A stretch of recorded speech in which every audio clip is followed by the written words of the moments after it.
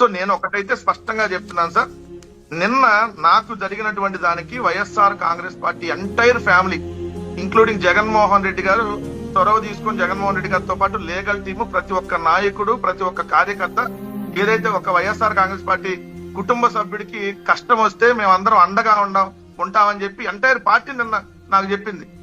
So అది రేపొద్దున ఏ కార్యకర్తకైనా నిజంగా కూడా చాలా భరోసా కలిగించేటువంటి. సో వైఎస్ఆర్ ఏ తప్పుడు కేసులు పెట్టి ఏ విధంగా మిమ్మల్ని వేధించినా YSR Congress party entire party అండగా ఉంటది. అది జగన్మోహన్ రెడ్డి గారి నుంచి కింద స్థాయి కార్యకర్త, జిల్లా స్థాయి లీడర్ వరకు అందరూ అండగా ఉంటారనడానికి నిన్న అక్కడికి అనంతపురం అక్కడికి వచ్చినటువంటి ఎక్స్ఎంఎల్ఏలు, ఎక్స్ఎంపీలు అందరూ జగన్మోహన్ రెడ్డి గారు ప్రతి గంటకి మానిటరింగ్ చేస్తా ఉన్నారు. ఏమైంది, ఎంతవరకు వచ్చింది, ఎక్కడికి వెళ్ళాడు, తీసుకొచ్చారా, ఏం జరుగుతుందని. సో నేను ఒకటైతే నిజంగా వైఎస్ఆర్ కాంగ్రెస్ పార్టీ కార్యకర్తకి ఈరోజు గర్వపడుతున్నాను సార్. ఎందుకంటే ఒక నాయకుడు, ఒక కార్యకర్త, నేను ఒక చిన్న స్థాయి నుంచి వచ్చినాడిని, ఈ రోజు నన్ను ఒక రాష్ట్ర అధికార ప్రతినిధి చేశారు జగన్మోహన్ రెడ్డి గారు.